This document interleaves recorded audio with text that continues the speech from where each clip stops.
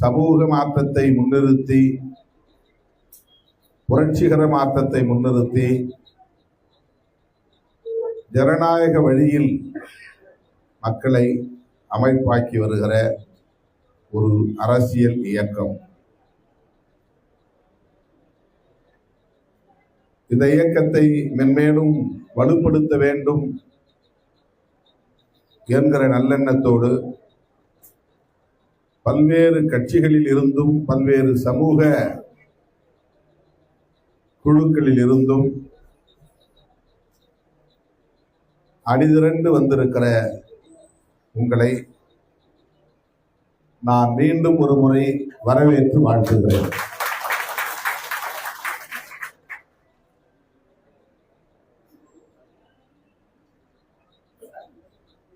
தமிழ்நாட்டில் அண்மையிலே நடைபெற்ற சட்டப்பேரவை பொதுத் தேர்தலின் முடிவுகள் இன்னும் பல விவாதங்களுக்கு இடம் கொடுத்திருக்கிறது. இடையறாத விவாதங்கள் நடைபெற்றுக் கொண்டிருக்கின்றன. அதிலே விடுதலை சிறுத்தைகள் கட்சி குறிவைத்து விமர்சிக்கப்படுகிற நிலையும் தொடர்கிறது. அதனால்தான் இங்கே நமது கட்சியின் பொருளாளர் தம்பி பாலாஜி அவர்களும் தலைமை நிலைய செயலாளர் இளம் சேக்வேரா அவர்களும் அது குறித்த தங்களின் பார்வையை இங்கே பதிவு செய்தார்கள்.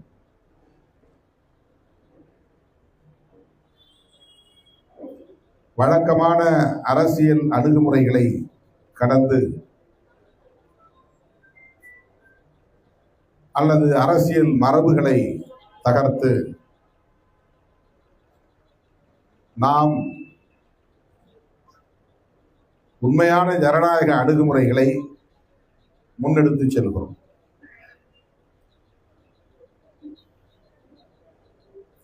இதை புரிந்து கொள்வதிலே பலருக்கு சிக்கல் இருக்கிறது. வழக்கமான அணுகுமுறை அல்லது வழக்கமான மரபுகள் தமிழ்நாட்டில் மட்டுமல்ல, பொதுவாக ஒரே மாதிரி சிந்தித்து பழகியதால் அந்த வழக்கமான அணுகுமுறைகளிலிருந்து மாறுபடுகிற போது முரண்பாடாக தோன்றும். வழக்கமான மரபு அல்லது வழக்கமான அணுகுமுறை என்றால் என்ன?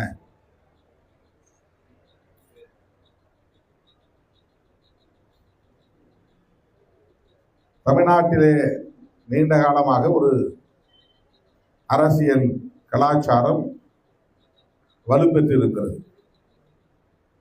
இரண்டு அணிகள் தேர்தல் நாடாளுமன்ற தேர்தலாக இருந்தாலும் சட்டமன்ற தேர்தலாக இருந்தாலும் அந்த தேர்தல்களை இரு அணிகளாக பிரிந்து எதிர்கொள்வது. மூன்றாவதாக ஒரு கட்சி தோன்றினாலும் அல்லது மூன்றாவதாக ஒரு அணி தோன்றினாலும் கடந்த சில பத்தாண்டுகளாக அதற்கு பெரிய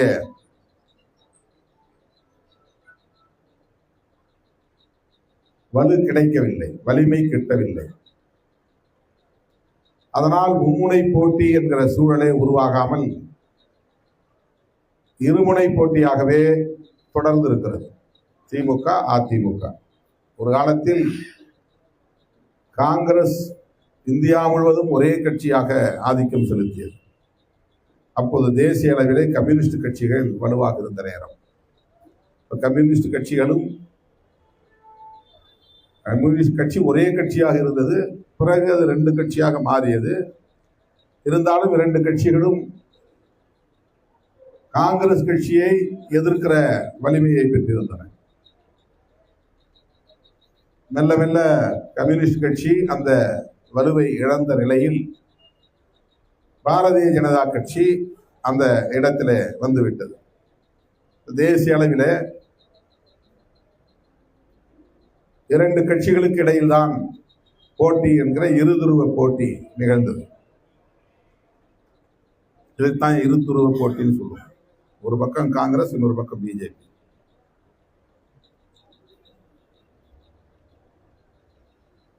இது உருவாவதற்கு முன்பு, பிஜேபி உருவாவதற்கு முன்பு காங்கிரஸை எதிர்க்க தனி ஒரு கட்சியாக எதுவுமே இல்லை என்பதனால் துண்டு துண்டாக அங்கே சிதறி கிடந்த சில கட்சிகள், மாநில கட்சிகள் ஒன்றாகி ஜனதா என்கிற ஒரு கட்சி உருவாக்க பெற்று ஜனதா தலைமையில ஒரு கூட்டணியும் உருவாகி கூட்டணி ஆட்சி முறைக்கு வழிவகுத்தது டெல்லியில. அப்ப அதுக்கு முன்னாடி வரலும் சோலோ பவர் காங்கிரஸ் தான். எல்லா மாநிலத்திலும் காங்கிரஸ் தான் ஜெயிக்கும், டெல்லியிலும் காங்கிரஸ் தான் ஜெயிக்கும், எதிர்க்கிறது ஆள் கிடையாது. அதுல இருந்து வெளியே வந்த சிலர் ஒன்று சேர்ந்து ஜனதா என்கிற ஒரு கட்சியை உருவாக்கினார்கள். ஜனதா மட்டுமே எதிர்க்க முடியாததால் மாநில கட்சிகளையும், ரீஜனல் பார்ட்டிஸ் சில கட்சிகள், அதுல திமுகவும் சேர்ந்துச்சு 1977. அதுல சேர்ந்த ஒரு கட்சி தான் ஜனசங்கம்ங்கிற கட்சி. அப்ப பாஜக கிடையாது. இந்த ஜனசங்கம் தான் பின்னால பாஜக என்கிற கட்சியாக மாறுகிறது 77க்கு பிறகு. அந்த கூட்டணி கட்சிகள்லாம் ஒன்னா சேர்ந்து காங்கிரஸை வீழ்த்தியதால் அவர்கள் ஆட்சி அதிகாரத்திற்கு வந்ததும் சுழற்சி முறையிலே பிரதமர் பதவி, எல்லா கட்சிகளுக்கும் அமைச்சரவையிலே பங்கு என்கிற ஒரு சூழல் உருவானது. பல கட்சிகள் ஒன்று சேரும். ஆனால் அது பிற்காலத்திலே திரும்பவும் சிதறி பல கட்சிகள் மாநில கட்சிகளாக போய்விட்டன. அதற்கு பிறகு நிறைய மாநில கட்சிகள் வலிமை பெற தொடங்கிவிட்டன. இப்ப இந்தியாவில் காங்கிரஸா பிஜேபியா இருதுருவ அரசியல். அதுவும் இருக்கக்கூடாது. ஒரே கட்சி, ஒரே தேர்தல், ஒரே ஆட்சி, அதுதான் இன்னைக்கு பிஜேபியுடைய கனவு. காங்கிரஸ் இல்லாத பாரதம், கம்யூனிஸ்டுகள் இல்லாத பாரதம் அப்படின்னு அவங்க ஒரு முழக்கமே வச்சிருக்கிறாங்க. அவங்க ஒழிச்சு கட்டணும். இப்போ ஒவ்வொரு மாநிலத்திலும் மாநில கட்சிகளை காங்கிரஸ் ஒழிக்கிறதுக்காக ஊக்கப்படுத்துவாங்க. எந்த மாநிலத்தில் காங்கிரஸ் வலுவா இருக்கோ அங்க சாதி சங்கங்களை எல்லாம் ஊக்கப்படுத்துறது, மத சங்கங்களை எல்லாம் ஊக்கப்படுத்துறது, மாநில கட்சிகளை எல்லாம் ஊக்கப்படுத்துறது, மாநில உணர்வுள்ள கட்சிகள் எல்லாம், மொழி உணர்வுள்ள கட்சிகள் எல்லாம் ஊக்கப்படுத்தி அங்க ஆட்களை தயார் பண்ணி காங்கிரஸை வீழ்த்திட்டு பிறகு இவங்களை காலி பண்ணிட்டு அந்த இடத்துக்கு பிஜேபி வந்துடும். இது ஒரு ஸ்ட்ராட்டஜி. இப்படிதான் பண்ணிக்கிட்டே வராங்க. எல்லா இடங்கள்லையும் குறி வச்சு அடிக்கிறாங்க. ஒவ்வொரு கட்சியா காலி பண்ணிட்டு வராங்க. காங்கிரஸ் இருந்து தோன்றுனதுதான் திரிணாமுல் காங்கிரஸ். இப்ப அது வலிமை பெற்ற உடனே அதை எப்படி வீழ்த்துறதுன்னு பார்த்து இன்னைக்கு அந்த அம்மாவையும் தோற்கடிச்சிட்டாங்க, கட்சியையும் தோற்கடிச்சது மட்டும் இல்லாம எம்பிக்களை தூக்கி, எம்எல்ஏக்களை தூக்கி அந்த கட்சியை பலவீனப்படுத்துறாங்க. ஏன்னா அங்க ஒரே கட்சி தான் இருக்கணும். காங்கிரஸ் இல்ல, திரிணாமுல் காங்கிரஸ் இல்ல, இனிமே பிஜேபி தான். உத்தரப்பிரதேசத்துல அந்த மாதிரி மாயாவதி தலைமையிலான பிஎஸ்பி வலிமை பெற்று வந்த காலத்துல ஊக்கப்படுத்தினாங்க. ஏன்னா காங்கிரஸை பலவீனப்படுத்துறாங்க. காங்கிரஸை பலவீனப்படுத்துறதுக்கு பிஎஸ்பியோட கூட்டணியும் வச்சாங்க. ஆட்சி அதிகாரத்தை பகிர்ந்துக்கிட்டாங்க, ஊக்கப்படுத்தினாங்க, ஒரு லெவல் வரலும் கொண்டு போனாங்க. அதுக்கு பிறகு மட்டம் தட்டி முலாயம் சிங் யாதவ் கட்சியையும் இன்னைக்கு பலவீனப்படுத்தி அங்கே உத்தரப்பிரதேசத்தில் யோகி ஆதித்யநாத் ஆட்சி வந்துருச்சு. தொடர்ந்து ஜெயிச்சுட்டு இருக்கிறாங்க. இப்போ அகிலேஷ் யாதவ், மாயாவதி இவங்கெல்லாம் ஒன்று சேர்ந்தா கூட பிஜேபியை வீழ்த்த முடியுமான்னு தெரியல. அந்த அளவுக்கு அங்கே மாறி. பீகார்ல நிதிஷ்குமார் அவரோட சேர்ந்து அவரை ஊக்கப்படுத்தி அவரே இப்ப காலி பண்ணி அவர் ராஜ்யசபா எம்பி ஆக்கிட்டு அங்க பிஜேபி ஓங்கிருச்சு. மகாராஷ்டிராவில் சரத்பவார் கட்சி, அது காங்கிரஸ் இருந்து உருவான கட்சி தான். காங்கிரஸை பலவீனப்படுத்துறது எல்லாமே காங்கிரஸ் இருந்து உருவான மாநில கட்சிகள் தான். எந்த மாநிலத்தில் பார்த்தாலும் அங்க காங்கிரஸுக்கு எதிராக காங்கிரஸ்ல இருந்தே உருவான கட்சி தான் நிற்கும். மகாராஷ்டிராவில் எடுத்துக்கிட்டா சரத்பவார், வெஸ்ட் பெங்காலில் எடுத்துக்கிட்டா மம்தா பானர்ஜி. ஆனா தமிழ்நாட்டில் மட்டும்தான் திராவிட கட்சி வந்துச்சு. 67 காங்கிரஸை வீழ்த்தினவுடனே திமுக வந்துச்சு. திமுகவை பலவீனப்படுத்துறதுக்காக அதிமுகவை ஊக்கப்படுத்தினாங்க. அதிமுகவுக்கு பிறகு நமக்கு வரலாறு தெரியும். இப்ப தமிழ்நாட்டை பொறுத்தவரையில 2 திராவிட கட்சிகளையும் வீழ்த்தணும். அதுல முதல்ல ஒன்றை காலி பண்ணணும், இன்னொன்னை தனிமைப்படுத்தணும். ஒன்றை காலி பண்ணணும், இன்னொன்னை தனிமைப்படுத்தணும். அதை ரொம்ப லேட்டா பண்ணிக்கலாம். அப்ப இங்க இருக்கிற மாநில கட்சியில வீழ்த்திட்டா யாரை வச்சு வேணாலும் வீழ்த்திட்டா அதன் பிறகு அவங்க கை ஓங்கிரும் அப்படிங்கறத அவங்க கணக்கு, கால்குலேஷன். இப்ப இங்க நம்ம மாநில உரிமைகளை பேசினாலும் ஊக்கப்படுத்துவாங்க, மொழி உணர்வை பேசினாலும் ஊக்கப்படுத்துவாங்க, இன்டைரக்டாவும் பண்ணுவாங்க, டைரக்டாவும் பண்ணுவாங்க. சாதி சங்கங்கள் எல்லாம் குட்டி குட்டி சாதி சங்கம், நாளைக்கே நீ ஒரு சாதி சங்கத்தை தோற்றுவித்து அமித்ஷா கூப்பிட்டா வந்துடுவார். உங்களுக்கு ஒரு 100 பேரை வச்சு எங்க சாதி சங்கத்துக்கு கூட்டம் நடத்துறேன், அமித்ஷா தான் வரணும்னா உடனே வந்துடுவார். மோடி வரணுமா கூப்பிட்டீங்கன்னா உடனே மோடி வந்துடுவார். ஏன்னா சாதி உணர்வுகள் எல்லாம் தூண்டி விட்டு எல்லாத்தையும் பிளவுபடுத்தணும், மத உணர்வுகளை தூண்டி விட்டு பிளவுபடுத்தணும். ஒரு கட்சி மாநில கட்சி வலிமையா இருக்கக்கூடாது, மாநில கட்சிகளை வீழ்த்தணும். இந்த மாதிரி சிதறடிக்கிற வேலையை செய்து ஒரே கட்சி ஒரே ஆட்சி அதை கொண்டுட்டு வரணுங்கிறது தான் அவங்களுடைய நோக்கம். அது ஒரு பக்கம் போயிட்டு தமிழ்நாட்டுக்குள்ள இருதுருவ அரசியல் நீண்ட காலமா இருந்துச்சு. 3வது முனை போட்டிங்கிறது அப்பப்ப நடந்திருக்கு. திமுகவிலிருந்து அதிமுக உடைஞ்சி காங்கிரஸ் பின்னுக்கு போயிருச்சு. அதிமுக உருவானதுனால காங்கிரஸ் இதுவரையிலும் வரல. அதிமுகவை அன்னைக்கு திமுகவை வீழ்த்துவதற்காக எம்ஜிஆர் அன்னைக்கு ஊக்கப்படுத்திய காங்கிரஸ், அப்ப காங்கிரஸ் தான், அப்ப பிஜேபி ஒரு கட்சி கிடையாது, அப்ப காங்கிரஸ் தான். இப்ப காங்கிரஸ் என்ன பண்ணாங்கன்னா, திமுக அடுத்து ஆட்சி வரக்கூடாது, அவங்கள வீழ்த்தணும் அப்படின்னா அவரை எதிர்த்து நிற்கிற எம்ஜிஆரை ஊக்கப்படுத்தணும் அப்படிங்கிற ஒரு ஸ்ட்ராட்டஜி எடுத்தாங்க. இப்ப அதிமுகவுக்கு அன்னைக்கு ஆதரவு பெரிய அளவில் இருந்தது, தேசிய கட்சியுடைய ஆதரவு. அவர் தொடர்ந்து உயிரோடு இருக்கிறவர்கள் அவர் தான் முதலமைச்சர். அப்பவே திமுகவுக்கு எதிரான வெறுப்பு வலுவாக தொடங்கிவிட்டது. அதன் பிறகு திமுகவில இருந்து மதிமுக உருவாச்சு. மதிமுகவும் திமுகவை எவ்வளவு அடிக்க முடியுமோ அடிச்சாங்க, அந்த வெறுப்பு பெருகிச்சு. அதன் பிறகு அதே காலகட்டத்தில் ராமதாஸ் ஒரு கட்சியை தொடங்கினார். அவருடைய பேச்சு நீங்க கடந்த காலத்தில் எடுத்து பார்த்தீங்கன்னா, வன்னிய சமூகத்தின் முதல் எதிரியே கருணாநிதி அப்படிதான் ஆரம்பிப்பார். திமுகவுக்கு எதிரான வெறுப்பு அரசியல் அப்பவும் தொடங்கிச்சு. தொடர்ச்சியா அதுக்கடுத்து விஜயகாந்த், அதுக்கப்புறம் நாம் தமிழர், அதுக்கடுத்து விஜய் அப்படின்னு வந்து அந்த தொடர் தாக்குதல்களால் இன்றைக்கு இந்த மாற்றம் நிகழ்ந்தது. அரசியல் திராவிட கட்சிகளை வீழ்த்தக்கூடிய ஒரு மாற்றம் நிகழ்ந்தது. 2 கட்சி வலுவா இருக்கிறதுனால 2 பேருமே மாறி மாறி வர்றதுனால எந்த தேசிய கட்சி இங்க வந்து பாடாப்பட்டு பாக்குறாங்க முடியல, படாத பாடுபட்டு பாக்குறாங்க முடியல, அகீரத முயற்சி பண்ணி பாக்குறாங்க முடியல. காங்கிரஸாலையும் மேல வர முடியல, பிஜேபியாலும் மேல வர முடியல. ஏன்னா இங்க இருதுருவ அரசியல் தான். அந்த இருதுருவ அரசியல்ல 3வதா எந்த கட்சி உருவானாலும் அவங்களால 8% மேல போக முடியல, அல்லது 10%, அவ்வளவுதான். ராமதாஸ் அவர்களும் 8% போனாரு, வைகோ அவர்களும் 8% போனாரு,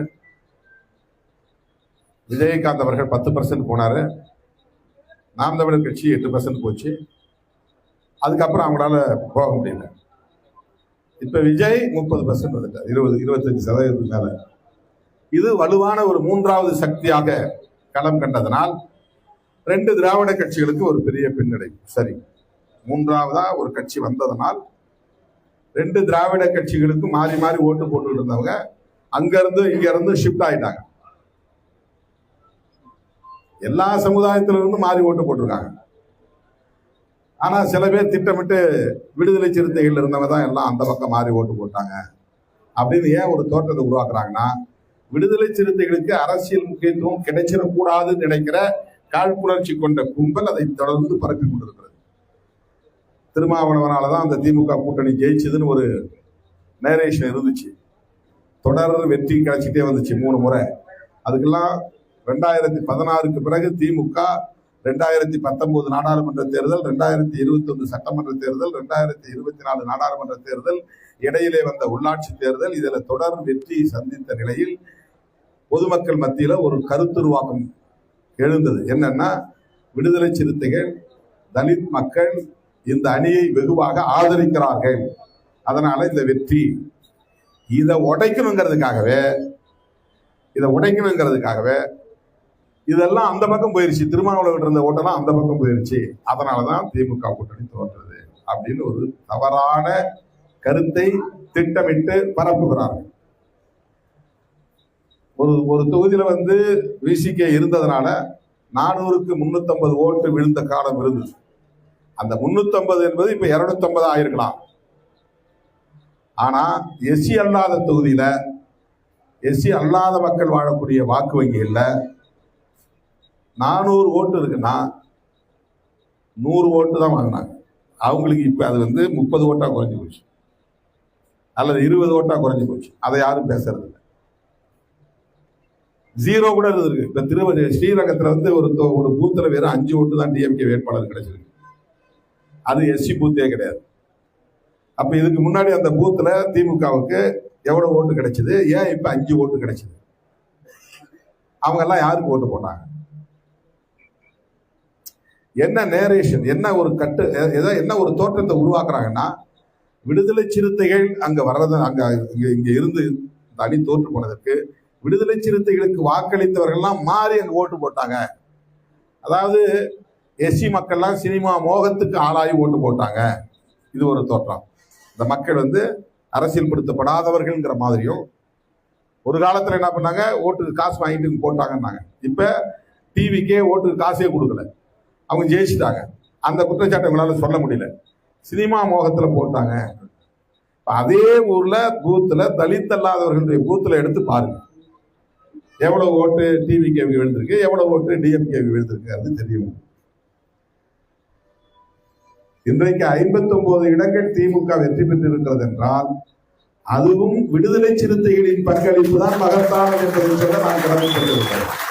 அதை கூட அந்த அளவுக்கான எண்ணிக்கையை தக்க வைத்ததில் சிறுத்தைகளின் பங்கு மகத்தானது. அதை யாரும் சொல்ல மாட்டாங்க. ஏன் சொல்ல மாட்டாங்கன்னா, விடுதலை சிறுத்தைகளுக்கு கிடைக்கிற முக்கியத்துவம் அவர்களால் தாங்கிக் கொள்ள முடியும். நாம யாரும் சொல்லல, அவங்களா வந்து என் பேரை ப்ரப்போஸ் பண்றாங்க. ஒருத்தர் துணை முதலமைச்சர் இருக்கிறாரு, ஒருத்தர் முதலமைச்சருங்கிறாரு. நாங்க சொல்லவே இல்லை, நாங்க கிளைம் பண்ணல, நாங்க யார்ட்டையும் போய் கேட்கல. எங்கள்கிட்ட இருக்கிறது 2 சீட்டு. நாங்க யார்ட்டையாவது போய் கேட்டோமா எங்களை முதலமைச்சர் ஆக்குங்கன்னு? நாங்க யார்ட்டையாவது போய் கேட்டோமா எங்களுக்கு துணை முதலமைச்சர் வேணும்னு? இப்ப நம்ம கேட்கவே இல்லை. நோபல் பரிசுக்கும் பரிந்துரைக்கிறாங்க. இன்னும் என்னென்ன கிடைக்குமோ நமக்கு தெரியல. நோபல் பரிசுக்கும் பரிந்துரைக்கிறாங்க. விடுது நான் பாட்டி செவனேன்னு இங்க உட்கார்ந்து இருக்கிறேன். உங்களுக்கு கூடவே கிடந்து உங்க மூச்சு காற்று சுவாசிச்சு கிடக்குறேன். நான் 20 மணி நேரம் ஒரு நாளைக்கு கும்பல்லே கிடந்து உழல்றேன்.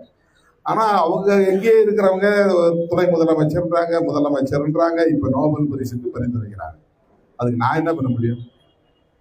அது சிலருக்கு வயிற்றெரிச்சலா இருக்கு. இந்த வயிற்றெரிச்சல் தாங்க முடியாமல் மீடியாவில் அவன் கூட பேசுறாங்க. ஏதோ நான் சொல்லிதான் வந்து டிஜிபியை போட்டாங்க, நான் சொல்லிதான் வந்து டிவிஎஸ்சிக்கு தலைவரை போட்டாங்க, நான் சொல்லிதான் வந்து லாண்ட் ஆர்டர் போட்டாங்கிற மாதிரி தவறான தகவல். யாருக்கும் நான் சொல்லலை, நான் சொல்லியும் போடலை. அது உண்மையும் இல்லை. அந்த அதிகாரி தலித் அப்படின்னா நான் சொன்னேன்னு அர்த்தமா? நான் தலித்து மட்டும் தான் சொல்லுவேன்னா, வேற யாருக்கும் நான் சொன்னது இல்லையா? அவங்க பாருங்க சாதி புத்தி. அது இந்த சாதி புத்தியிலிருந்து வரக்கூடிய வெளிப்பாடு. நான் இதுவரை இத்தனை வருஷம் 37-40 வருஷம் இந்த களத்துல இருக்கிறேன். சாதி அடிப்படையில எந்த அதிகாரியும் போய் நான் அணுகினது கிடையாது. எந்த அதிகாரி எந்த சாதின்னு நான் தெரிஞ்சுக்கிட்டது கிடையாது. சொல்ல போனா IAS IPS அதிகாரிகளை வச்சுக்கிட்ட மேடையிலே நான் சொல்லுவேன், ஆடு மாடு மேய்க்கிறவர்களை நம்பித்தான் நான் இந்த களத்தில் இருக்கிறேன். IAS IPS நம்பி நான்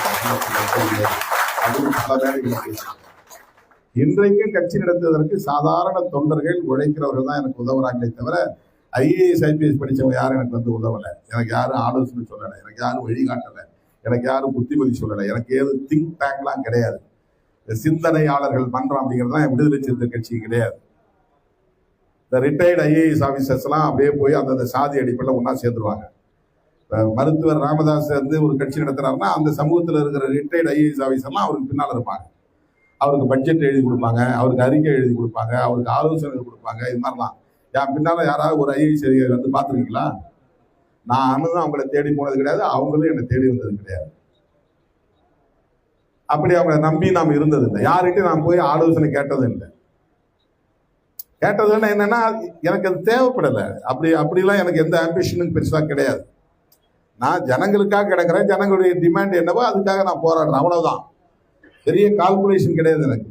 பெரிய கணக்கு, தொலைநோக்கு திட்டம், அப்படி ஆகணும் இப்படி ஆகணும் அப்படின்னா எதுவும் கிடையாது. ஏன்னா பல பேர் கேட்டாங்க, ஏன் நீங்க முதல்வராக ஆசைப்படலையான்னு. 20 வருஷமா 25 வருஷத்துக்கு முன்னாடியே ஆனந்த விடல ஒரு பேட்டி, எனக்கு முதலமைச்சர் கனவு உண்டு அப்படின்னு ஒரு பேட்டி எடுத்து போட்டாங்க. அதை கேட்டாங்க. இது நீண்ட காலமா விவாதிக்கப்பட்டு வருகிற ஒரு செய்தி. நான் எல்லாருமே சொல்றது என்னன்னா, மக்களா பார்த்து திருமாவளவனுக்கு இந்த தகுதி இருக்கிறது என்று தீர்மானிக்கிற காலம் வரும். அதுவரையில் உழைப்பது மட்டும்தான் என் வேலை, பாடுபடுவது மட்டும்தான் என் வேலை. நானே என்னை வந்து ஒரு பிராண்ட் பண்ணிக்க மாட்டேன். ஆளை பிடிச்சி எனக்கு ஏதாவது இந்த பிராண்டிங் ஸ்ட்ராட்டஜி கொடுங்க, எனக்கு வந்து எப்படி பிரச்சாரம் பண்ணணும், எப்படி பேசணும், எனக்கு ஏதாவது எழுதி கொடுங்க அப்படின்லாம் இல்லை. இப்போ பாருங்க, சும்மா அப்படியே தூக்கு கழகத்தில் உட்காந்துருந்தேன், டக்குனு எழுச்சி வந்து பேசுகிறேன். என்ன பேசுறது எனக்கு தெரியாது, அவங்க பேசுறதை வச்சு பேசுகிறேன். குறிப்பார் பண்ணிட்டு நான் வரல. ஆக விடுதலை சிறுத்தைகள் கட்சி குறிவைக்கப்படுவது, திருமாவளவன் குறிவைக்கப்படுவது ஒரு உள்நோக்கம் கொண்ட செயல். தமிழக அரசியலில் இவர்கள் தொடர்ந்து பேசுவிடும் பொருளாக இருக்கிறார்கள் அல்லது தீர்மானிக்கிற சக்தியாக இருக்கிறார்கள்.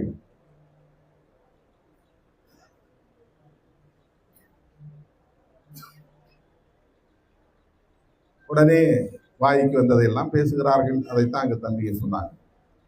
தோழர்களே, கேள்வி கேட்கிறவங்க ஒருத்தர் பார்த்து எனக்கு கேட்கிறாரு, நீங்க வந்து RSS பெற்ற பிள்ளைன்னு விஜய் அவர்களை வந்து விமர்சிச்சிக்கல, அப்புறம் எப்படி அவரோட போய் நீங்க கூட்டணி சேர்ந்தீங்கன்னு கேட்கிறாங்க. அதே கேள்வி இப்படி திருப்பி கேட்கலாம்ல, உங்களை திருமாவளவன் வந்து RSS பெற்ற பிள்ளைன்னு சொன்னாரு, அப்புறம் எப்படி நீங்க அவர்கிட்ட போய் ஆதரவு கேட்கறீங்க அப்படின்னு யாரும் ஒருத்த கூட விஜய்கிட்ட கேட்கல? கேட்கணுமா இல்லையா? இதுதானே நியாயம், இதுதானே ஜனநாயகம். திரு விஜய் அவர்களை உங்களை அவ்வளவு கடுமையா திருமாவளவன் விமர்சித்தாரு, RSS பெற்ற பிள்ளைன்னு சொன்னாரு, அவர்கிட்ட நீங்க வந்து வெளிப்படையா ஆதரவு கேட்கறீங்க அப்படின்னு கேட்க மாட்டாங்க. திமுகவோடு நட்பு தொடர்வதுன்னு சொல்லிட்டோம். அந்த மே 10, 11, 12 அந்த காலகட்டத்தில் நாம ஆதரவு தெரிவிச்ச நேரத்தில், அப்புறம் அமைச்சரவை சேர்ந்த நேரத்தில் மே 21க்கு பிறகு பேசும்போது சொன்னாங்க. அது எப்படி சொல்லலாம்? நான் கேட்கிறேன், திமுகவை தீய சக்தின்னு சொன்னவர் எப்படி முன்னாள் முதலமைச்சர் வீட்டுக்கு போகலாம்? யாராவது கேட்டீங்களா? தீய சக்தின்னு சொன்னாரா இல்லையா? அப்போ அண்ணன் ஸ்டாலின் அவர்கள்ட்ட நீங்க கேட்கணும், என்னங்க உங்களை தீய சக்தின்னு சொன்னாரு, அவரை ஏன் நீங்க போய் வரவேற்கிறீங்கன்னு கேள்வி கேட்கணும். அல்லது நீங்க தீய சக்தின்னு சொன்னீங்க, அவரை எதிர்த்து தானே உங்களுக்கு மக்கள் ஓட்டு போட்டாங்க, அப்புறம் எந்த அடிப்படையில நீங்க அவர் வீட்டுக்கு போனீங்க, அவரை போய் அவருடைய வாழ்த்துக்களை பெற்றீங்க அப்படின்னு நம்முடைய முதலமைச்சர் விஜய் அவர்களை பார்த்து கேட்கணும். யாராவது கேட்பாங்களா?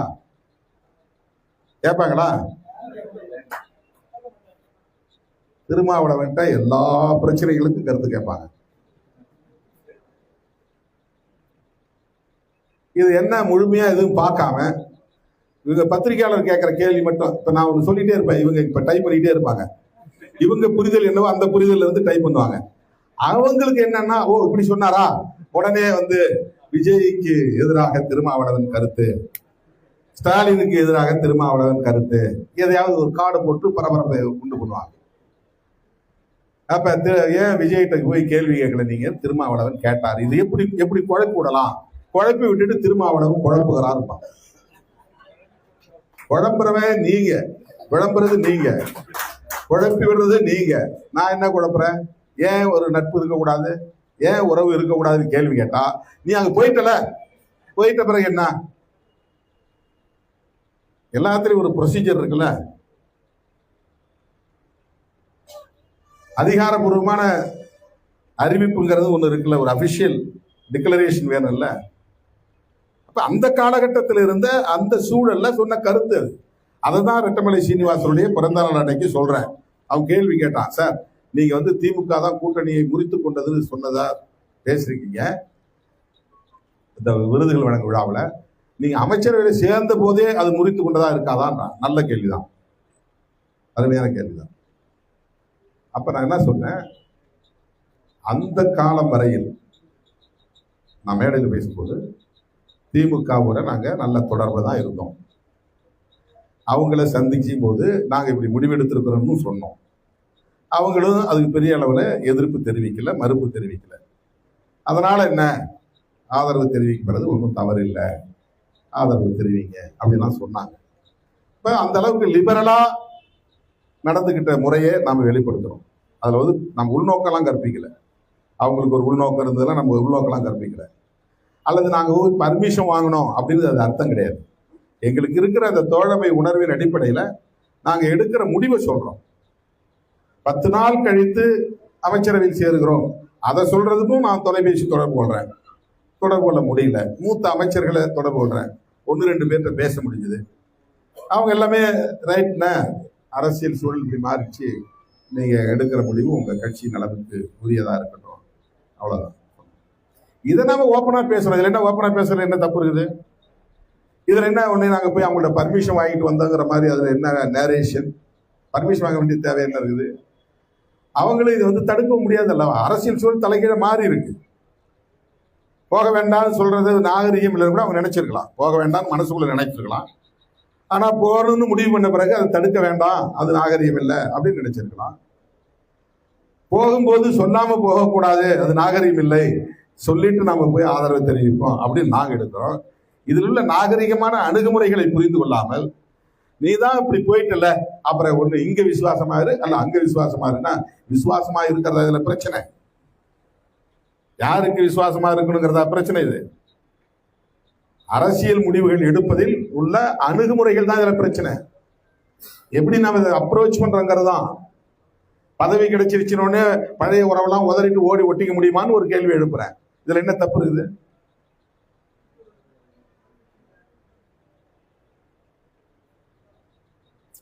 ஒரு விஷயத்தை நீங்க புரிஞ்சுக்கணும், கட்சி தொடர்கள் ஒண்ணு புரிஞ்சுக்கணும். உளவியலாக நம்மை பலவீனப்படுத்த பார்க்கிறார். எப்படின்னா, திருமாவளவன் இப்ப வந்து அப்படியே மாறி மாறி பேசுறாரு, தடுமாறுறாரு. என்ன எனக்கு தேவை இருக்கு? நான் தடுமாற வேண்டிய தேவை என்ன இருக்கு? நான் பேலன்ஸிங்கா அரசியலை பண்றேன்.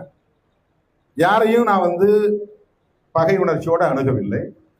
யாரிடத்திலும் பகையை வளர்த்து கொள்ள நான் விரும்பவில்லை. யார் மீதும் பழி வாங்கும் எண்ணம் எனக்கு இல்லை.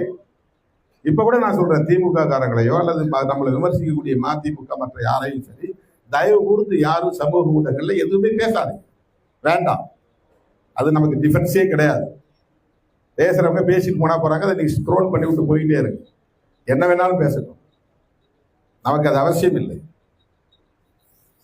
நான் வந்து வாரியர்ஸ் ஆஃப் சோசியல் ஜஸ்டிஸ், சமூக நீதிக்கான போராளிகள், அவ்வளவுதான். அவ்வளவுதான். கூட்டணியை பற்றியோ தேர்தலை பற்றியோ வெற்றி தோல்வியை பற்றியோ அதுல லாபநட்ட கணக்குகளை பற்றியோ நமக்கு கவலை இல்லை. அதை ஃபேஸ் பண்றோம், அவ்வளவுதான். போற வழியில அது வருது, நம்ம ஃபேஸ் பண்றோம். நீண்ட பயணம் போயிட்டு இருக்கேன், இடையில இடையில தேர்தல் வருது, கூட்டணி வருது, அதை ஃபேஸ் பண்ணி தான் ஆகணும், அதை டீல் பண்ணி தான் ஆகணும், அதை அணுகியே தான் ஆகணும். அதனால அதை ஃபேஸ் பண்றோம், அவ்வளவுதான். இப்போ நீங்க யாரை வந்து நம்பி இருக்கிறீங்களோ அந்த நம்பிக்கையை சிதைக்கிறது. திருமாவளவன் மேல இந்த இளைஞர்கள்லாம் அப்படி ஒரு அதீத நம்பிக்கையோடு இருக்கிறாங்களே, எவ்வளவு பெரிய புயல் அடிச்சாலும் அது சீர்குலையாம இருக்க, கட்டுக்கோப்பா இருக்க, இதை பொறுத்து கொள்ள முடியாதவர்கள் வாய்க்கு வந்ததை பேசுகிறார். இங்க இருந்து போயிட்டாங்க, கூடாரம் காலி ஆயிடுச்சு. இப்ப பல கட்சியில இருந்து எந்த நம்பிக்கையில நீங்க வந்து சேர்றீங்க? இதுக்கு யாரும் நம்ம வந்து இதுக்காக கேம்பெயின் பண்ணல. எல்லா சமூகத்தை சார்ந்த இளைஞர்களும் வந்திருக்கிறீங்க.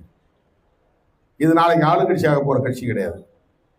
திருமாவளவன் நாளைக்கு முதலமைச்சர் ஆகிடுவார் நினைச்சு யாரும் நீங்க வரல. உங்களுக்கும் ஒரு கொள்கை பார்வை இருக்கிறது, ஒரு கோட்பாட்டு பார்வை இருக்கிறது, ஒரு நம்பிக்கை இருக்கிறது. எல்லா கட்சியுமே அப்படிதான். அந்த கட்சி விட்டு கட்சி தாவறவங்க யாரா இருப்பாங்கன்னா, கொள்கை பிடிப்பு இல்லாமல் பதவி வெறி கொண்டவர்களாக, பதவி பிடிப்புள்ளவர்களாக இருப்பவர்கள் தான். எந்த கட்சி எடுத்துக்கிட்டாலும் சந்தர்ப்பத்தை பயன்படுத்தி இப்பவே போனா டிவிக்கால சேர்ந்துட்டா நாளைக்கு எம்பி சீட்டு வாங்கலாம் அப்படின்னு நினைக்கிறவங்க போலான்னு நினைப்பாங்க. தொண்டர்கள் அல்லது கொள்கை பிடிப்புள்ளவர்கள் யாரும் போக மாட்டாங்க. 99.99% அப்படியே தான் கட்சியில் இருப்பாங்க. அப்படிதான் எந்த கட்சியா இருந்தாலும். நம்ம கட்சியில் அப்படிதான் இருக்கு. நம்ம ஒரு 25 வருஷம் தேர்தல் அரசியல் வந்துட்டோம். அங்க ஒன்று இங்க ஒன்றுமா சில பேர் போயிருக்கிறாங்க. அந்த சில பேர் யார் அப்படின்னா, மெயினா எம்எல்ஏ எம்பி ஆகணுங்கிற எண்ணம் உள்ளவங்க தான். அந்த எண்ணம் இல்லாதவர்கள்ட்ட அந்த ஊசலாட்டம் இருக்காது. இது நம்ம கட்சி, நம்ம கொள்கை, நம்ம தலைவர், தேர்தல் இடையிலே வந்து போகிறது, அவ்வளவுதான். அந்த பொறுப்புணர்வோடு இருக்கிறார்.